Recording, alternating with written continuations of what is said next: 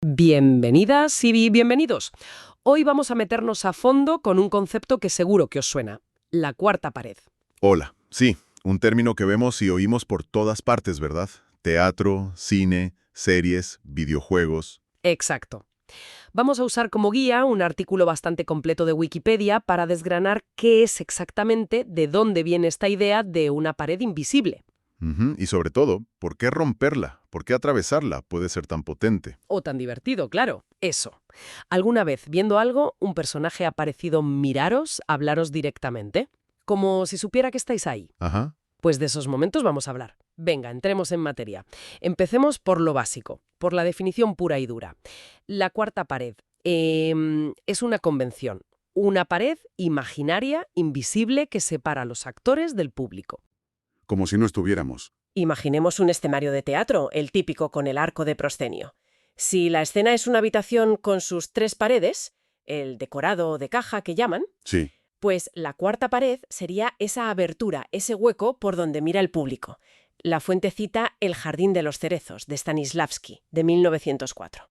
Ah, ¿un clásico ejemplo? Claro, porque buscaba precisamente eso, crear la ilusión de una habitación real, con los actores totalmente metidos en su mundo, ignorando al público. Exacto. Y es clave entender eso, que es una convención, una metáfora muy potente. No es una pared de ladrillo, vamos. Ya. Los actores, bajo esta norma, ignoran al público. Se concentran en el mundo de la ficción. Stanislavski, de hecho, tenía un término para eso. Soledad pública. Soledad pública. Suena un poco a oxímoron, ¿no? ¿Cómo funciona eso? Pues es la habilidad del actor, digamos, para comportarse de forma íntima, privada, como si nadie le viera, pero delante de cientos de personas. Entiendo. Mantener esa burbuja de ficción. Y esto no depende solo del decorado, ¿eh?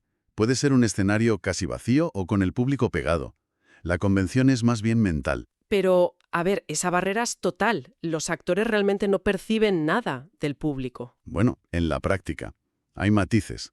El artículo dice algo interesante, que los actores, sobre todo en comedia, sí que reaccionan sutilmente. ¿Ah, sí? Claro, ajustan las pausas.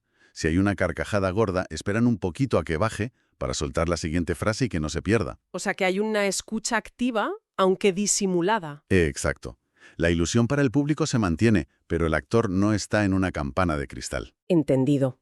Y esto ayuda a la inmersión, claro, a sentir que estás viendo algo real, como por un agujerito. Pero aquí es donde se pone interesante la cosa.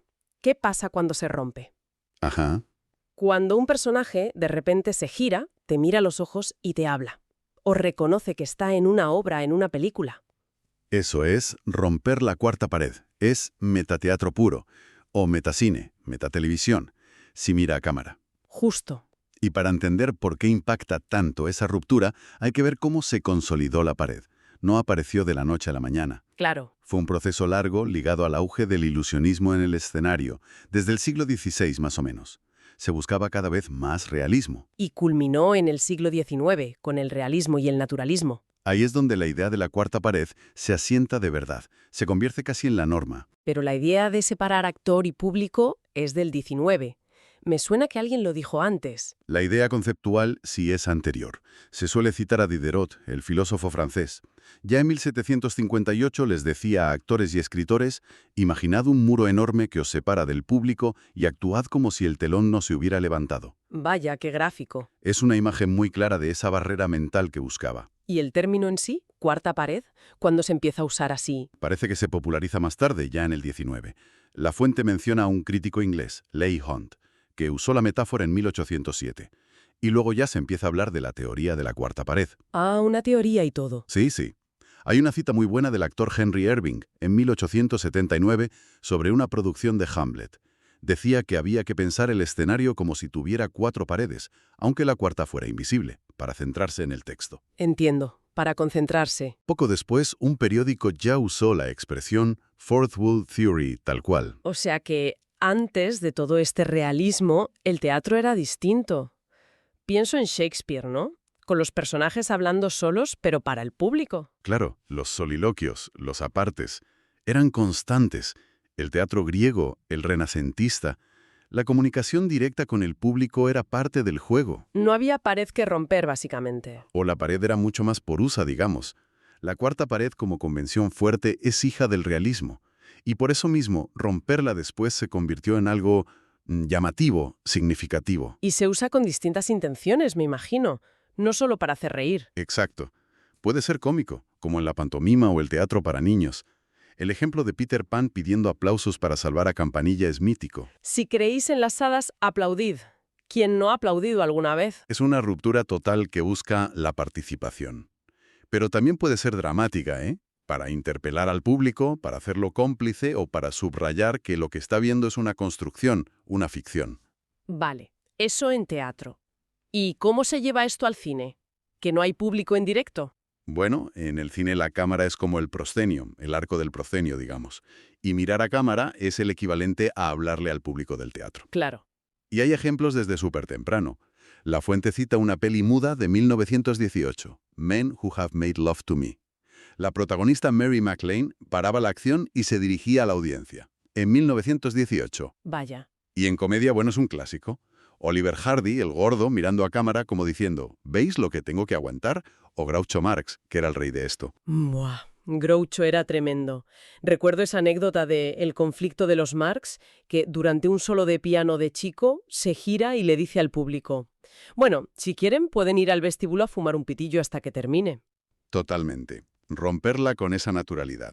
Hay cineastas que lo convirtieron en sello. Mel Brooks, los Monty Python, los Zucker. Sí, en esas pelis, como dice La Fuente, la pared es tan endeble que es como si no existiera. Exacto, es parte del chiste constante, jugar con que sabemos que es una película. Woody Allen también lo usó un montón. En Annie Hall, ¿no? Cuando se paraba en medio de la calle y nos contaba sus problemas. Sí, él mismo dijo que lo hacía para conectar directamente con el público, para hablar de sentimientos que todos compartimos. Y en La Rosa Púrpura del Cairo, la ruptura es el centro de la trama. Es verdad. Y Jerry Lewis también lo defendía, ¿no? Aunque otros directores no estuvieran de acuerdo. Sí, Lewis decía que si servía a la historia, ¿por qué no? Lo hizo en varias películas. Y el final de Jerry Calamidad es famoso por revelar todo el set de rodaje. Pero no solo es comedia. Has mencionado antes usos dramáticos. Sí, hay algunos muy sorprendentes. Al final de Domingo Maldito Domingo, de 1971, el personaje de Peter Finch, de repente, sin avisar, mira a cámara y se pone a reflexionar sobre su vida. Te deja helada. Impactante, ¿sí? O ejemplos más recientes que han generado debate, como la peli Persuasión de 2022, basada en Jane Austen. La protagonista rompía la cuarta pared constantemente y a mucha gente no le gustó. Claro, demuestra que sigue siendo una técnica que divide opiniones. Y ya el caso extremo que comentabas de Megalópolis, la de Coppola, con una persona real saliendo en el cine a interactuar con la pantalla. Eso ya es rizar el rizo. Difuminar la línea totalmente. Exacto. Y si pasamos a la tele, bueno, ahí la ruptura es súper habitual, sobre todo en comedia, casi desde el principio. Hombre, claro. Desde los Looney Tunes, Bugs Bunny guiñándonos un ojo, hasta las sitcoms. Pienso ahora en Fleabag. Fleabag es un caso de estudio moderno. Cómo usa la mirada a cámara para compartir sus pensamientos más íntimos, sus comentarios sarcásticos. Te hace cómplice total. Es una forma genial de meterte en la cabeza del personaje. Y luego están las técnicas ya establecidas, como el falso documental, el mockumentary. The Office, por ejemplo. Claro. Los personajes hablan a cámara en esas entrevistas falsas. Ahí la ruptura sirve para parodiar un formato televisivo real y potenciar la sátira. Y también está el narrador, que a la vez es personaje, y se dirige a nosotros, como Francis Urquhart en la House of Cards original, la británica. Eso es, que te miraba y te contaba sus planes malvados. Creaba una complicidad muy potente, casi incómoda. O Lemony Snicket en una serie de catastróficas desdichas, explicando palabras raras. Exacto. Y en sitcoms más clásicas, Zach Morris en Salvados por la Campana, que paraba el tiempo y nos hablaba. O Malcolm en Malcolm in the Middle. Era constante. Sí, sí. Y a veces, fíjate, la ruptura es hasta accidental. ¿Cómo? La Fuente cuenta un caso de Doctor Who. Un actor miró a cámara sin querer, por error, pero el director lo vio y dijo, oye, pues queda bien, da más tensión. ¿Y lo dejó? Anda. O sea, una ruptura involuntaria que funcionó. Una serendipia televisiva. Y bueno, no podemos olvidar los programas infantiles, donde piden ayuda al público constantemente. Claro, ¿dónde está la bota? Eso es romper la cuarta pared, para interactuar. Totalmente. Y eso nos lleva directos a los videojuegos. Uf, aquí el tema se complica, ¿no? Porque la interacción es la base del medio. ¿Sigue teniendo sentido hablar de cuarta pared? Es la gran pregunta. Por un lado, podrías decir que casi todos los videojuegos la rompen todo el tiempo. ¿Por qué? Por la interfaz. Los menús, los tutoriales, los puntos de vida, el mapa. Todo eso son mensajes para la persona que juega, no para el personaje que está dentro del mundo del juego. Visto así, sí. Entonces, no hay pared que romper si ya está rota de base. Bueno, no tan rápido. Una cosa es la interfaz y otra la narrativa. Dentro de la historia del juego sí que hay rupturas más parecidas a las del cine o el teatro. Por ejemplo, Personajes que te miran a través de la pantalla, que son conscientes de que están en un videojuego. Pero aquí hay una idea muy interesante que recoge la fuente, de un tal Stephen Conway. ¿qué dice Conway? A ver. Pues sugiere algo distinto, que en muchos casos en los videojuegos lo que pasa no es tanto una ruptura de la pared, sino una reubicación, Reubicación. o una expansión de lo que se llama el círculo mágico. El círculo mágico es el espacio del juego, el mundo de la ficción. Vale. ¿Y expandirlo significa? Significa que en lugar de sacar al jugador de la ficción, estas técnicas lo meten más adentro. Hacen que el jugador, e incluso a veces su entorno real, su ordenador, su mando, formen parte del juego. Ostras, eso es darle la vuelta. ¿Tienes ejemplos? Sí. Mira, piensa en juegos que usan el hardware. La fuente cita Metal Gear Solid. Hay un momento en que un personaje te dice que pongas el mando DualShock, el que vibraba, en tu cuello para simular un masaje. Anda. O uno más antiguo, X-Men para la Mega Drive, que en un punto te pedía literalmente que fueras y reiniciaras la consola como parte del juego. Hay que levantarse del sofá. Exacto. O juegos más modernos como Doki Doki Literatura Club, donde para avanzar tienes que salir del juego y borrar archivos del personaje en las carpetas de tu propio ordenador. Vaya tela. El juego salta de la pantalla a tu escritorio. Justo. No rompe la inversión. La expande para incluir tu realidad como jugador. Qué interesante. Es otra forma de verlo. Totalmente. O el ejemplo clásico de Sonic, que si lo dejas quieto mucho rato se impacienta y te mira con cara de «venga, juega ya». Sí, sí. O el narrador de The Stanley Parable, que está todo el rato discutiendo contigo, con la persona que juega, sobre las decisiones que tomas. Reconoce tu presencia y juega con ella. Son formas de usar la interactividad para jugar con esa pared de una manera que otros medios no pueden. O Eternal Darkness, que simulaba fallos de la consola o de la tele si tu personaje se volvía loco. Eso debía ser un susto. Imagínate, pensar que se te ha roto la GameCube. Vale, muy interesante lo de los videojuegos. Y nos queda la literatura. ¿También hay cuarta pared en los libros? Sí, claro. Aunque el término técnico que se suele usar más en literatura es metalepsis. Metalepsis. Sí, se refiere a cuando se cruzan los niveles narrativos. Por ejemplo, el narrador que deja de contar la historia y se pone a hablar contigo, lectora o lector. O un personaje que de alguna manera parece saber que es un personaje de ficción. Ah, vale. Es la base de la metaficción, ¿no? Exacto. La ficción que habla sobre sí misma, que muestra sus costuras. Y esto, ojo, no es nada nuevo. La fuente lo rastrea hasta los cuentos de Canterbury o, por supuesto, El Quijote. Hombre, el Quijote. Cervantes juega todo el rato con eso. Totalmente. Con quién es el autor, si los personajes han leído la primera parte.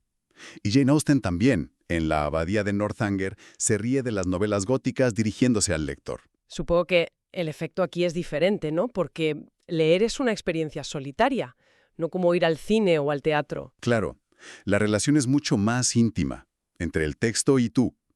La metalepsis puede crear una complicidad muy especial, como si el autor te estuviera guiñando un ojo.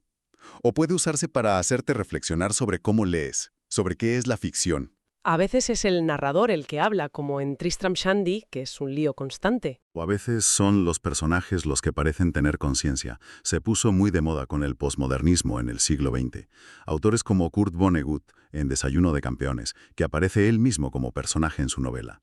Usándolo para cuestionar las formas de contar historias, supongo. Exacto. Para jugar con las expectativas y las convenciones. Muy bien. Pues hemos dado una buena vuelta. Teatro, cine, tele, videojuegos, literatura. ¿Qué sacamos en claro de todo esto? ¿Qué es al final esta cuarta pared? Pues mira, yo creo que queda claro que es mucho más que una simple regla teatral.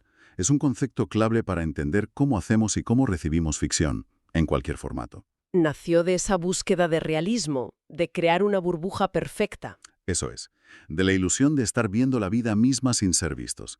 Pero lo fascinante es lo flexible que se ha vuelto. Ido en una herramienta súper potente y versátil. Justo. Hemos visto que sirve para la comedia, para el drama, para enseñar, para implicar. Y lo más interesante, quizá, que hemos visto con los videojuegos, es que romperla no siempre significa cargarse la inmersión. Claro, a veces la puede hasta aumentar. Exacto. Al reconocer al espectador o al jugador, al incluirlo de alguna manera, puedes hacer que se sienta todavía más dentro, más parte de lo que está pasando. Subraya que toda historia es una construcción, ¿no? Y que nuestra relación con ella es compleja, varía. Precisamente. Nos recuerda que siempre hay un pacto ahí, el de suspender la incredulidad. Y jugar con la cuarta pared es en el fondo jugar con las reglas de ese pacto. Pues un viaje muy interesante, la verdad. Desde aquellos escenarios del 19 hasta los mundos virtuales de hoy. Todo conectado por esa pared invisible. Una convención que sigue ahí definiendo y a la vez siendo desafiada constantemente. Totalmente. Y si me permites una última reflexión, ya para dejar pensando. Adelante. Si los videojuegos nos han enseñado que se puede, no ya romper, sino expandir ese círculo mágico para incluir al jugador de formas tan inmersivas, ¿veremos más de eso en el futuro? ¿Te refieres a...? Quizá en nuevas formas de entretenimiento interactivo, claro. Pero, ¿y si fuéramos un paso más allá? ¿Podrían aplicarse ideas parecidas, salvando las distancias, en la comunicación real, no ficticia? ¿Como en el periodismo o la educación? Por ejemplo, podríamos usar técnicas inspiradas en esto para que la audiencia se sienta menos como una mera observadora y más como, como una participante más activa, más integrada en la información o en la experiencia que se está compartiendo. Vaya. Es solo una idea, ¿eh? Pero es curioso cómo una vieja convención teatral puede abrir puertas a pensar en cosas así.